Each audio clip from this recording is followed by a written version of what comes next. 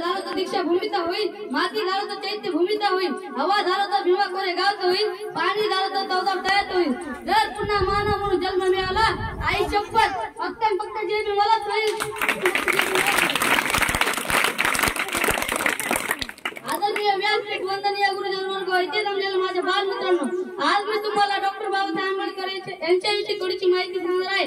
ते तुम्ही शांततेने ऐकून घ्यावी ही माझी नम्र विनंती.